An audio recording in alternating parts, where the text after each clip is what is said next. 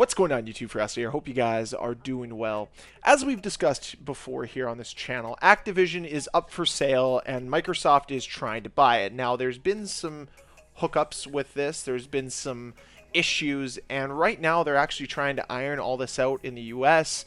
And Sony is putting a really big case forward as to why this sale should not go through. Now, whether you're pro or anti-sale, it doesn't really matter. I just want to dive into some of the information that Charlie Intel disclosed yesterday and talk about it, because these numbers are absolutely fascinating and showcase exactly how big Call of Duty is and why it's so disappointing, why Call of Duty's gone down such a destructive path, because they do hold such a big player base and they just refuse to cater to it in any way, shape, or form. So, without further ado, let's talk about this. And this pertains only to PlayStation, so remember that. So, in 2021, so 2 years ago, over 1 million PlayStation players only played Call of Duty on their PlayStation and nothing else. 1 million! That's insane! That means people bought their PlayStation and only played Call of Duty on it. 1 million of them. That showcases just how big this franchise is. I don't think there's many other games out there that are this massive, that pull that kind of number, right? Like, that shows you just how big Call of Duty is, and that number is insane. On top of this, 6 million PlayStation gamers played 70% of their time only on Call of Duty. 6 million! 70% of their time. That means if they're playing for 10 hours a week, 7 of those hours are dedicated to Call of Duty. That's insane. That shows you just how much pull Call of Duty has, and yet we still have one of the worst supported games we've ever seen. And this is what's been so disappointing, is as telling as these numbers are to just how big Call of Duty is, you see a community that feels completely abandoned by a developer that is just so caught up in its own hubris. It's disappointing. And on top of this, we also know that Call of Duty generated $800 million in revenue for PlayStation in 2021, just in the US. $1.5 billion in revenue worldwide. This is just for PlayStation. That's not taking into account Xbox or anything on PC. That's one console. $1.5 billion in revenue. So when I sit here and I say they can do more, they should do more, this is proof. This is 1/3 of their player base, give or take. And they get that much revenue. If we want to extrapolate that with estimates, we could say $4.5 to $5 billion a year is being made through Call of Duty. And what are they doing? What do they have to show for it? They have a fan base that's turning their back. They have a community that doesn't care about them anymore, and rightfully so. They are generating this much revenue. You'd think you'd have a better game. You'd think you'd have a more supported game, but unfortunately it's not.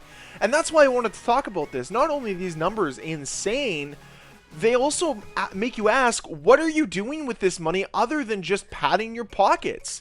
It's really disappointing to say. We have server problems. We have a cheater issue. We have countless changes that need to be made. Heck, we still have bugs that were present in the first couple weeks of the Modern Warfare 2 release, and they still haven't been changed. So what are you doing? What have you been doing? What are you doing to support your community? And this is why I've been hammering the point home that we need to stop supporting Call of Duty. We need to stop feeding their pockets, because they haven't done anything with it. They haven't enhanced this franchise. You can tell that the franchise is on a downward trend over the last several years, yet we keep showing up. It's like that failing franchise that hasn't been winning for years and years and years, but fans still show up, so ownership doesn't decide to make any changes. They keep staying the course, and this is problematic. People need to stop showing up. People need to stop playing the game. People need to walk away. And they need to find the alternatives. And honestly, there is alternatives out there in the gaming sphere. There are other games you can play. And there's games that do present an actual competitive advantage to Call of Duty. But it's going to take a community to grow those games and to allow those games to actually prosper. A community that unfortunately right now is still so dedicated to Call of Duty that it's a little scary. This franchise has given you nothing over the last few years, Call of Duty fans. I'm sorry, I'm going to be honest. This franchise is in the pits, and the fact that you continue to go to it, continue to play it, continue to support it, continue to spend your money on it, you're actively putting your money towards a product that is worsening every single year, and it's not getting better because they have no incentive to get better. What we need to do as a community is we need to incentivize them to make the games better, support them better, enhance them throughout their life cycle, instead of this rinse and repeat cycle that we consistently are on. And honestly, I don't think much is going to change from Modern Warfare 2 to Modern Warfare 3 other than porting in maps from the original Modern Warfare 2 in 2009. This isn't a franchise that's on an upward trend, it's a franchise that's on a downward trend. But people continue to support it because they're so ingrained. It's almost like an addiction at this point, and we have to break the cycle. At some point, you have to sit there and say, I'm not going to support this game anymore. My biggest regret over the last few years is buying Call of Duty Vanguard. That game was horrific, awful, downright terrible, and yet people still played it, and then they showed up again for Modern Warfare 2. And I'm guilty of it, but I'm not falling for that same thing here when it comes to Modern Warfare 3 this fall. I just can't anymore. And I keep saying similar things every single video, but they all ring true. It's all fair criticisms. And until I start going off the deep end and start making tinfoil hat theories every single video, I'm going to keep hammering the point home that we need to hold Call of Duty and Activision to a higher standard, especially when you have numbers like these that come out that are 1/3 of their player base for Call of Duty, if not a little bit less. They're staggering numbers, and they're numbers that should directly showcase that this company and this franchise only cares about the money, and they're not caring about the product, because the product can be better. Whether or not you believe Modern Warfare 2 is good, the product that we have for Modern Warfare 2 could be infinitely better.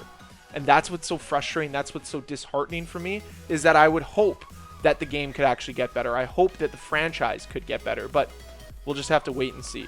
Anyways, that's it for me on this video, guys. Would love to hear what you think about all this. Do you think that Activision and Blizzard are going to end up getting sold to Microsoft, or do you think it's all just going to be swept under the rug and Call of Duty is going to continue to operate solely through an Activision IP and not with Microsoft?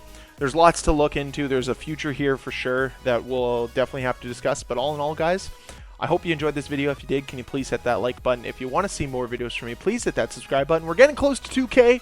Would love to hit it here before July, but we'll have to wait and see. Anyways, thank you very much for watching, and I'll see you guys next time. Bye.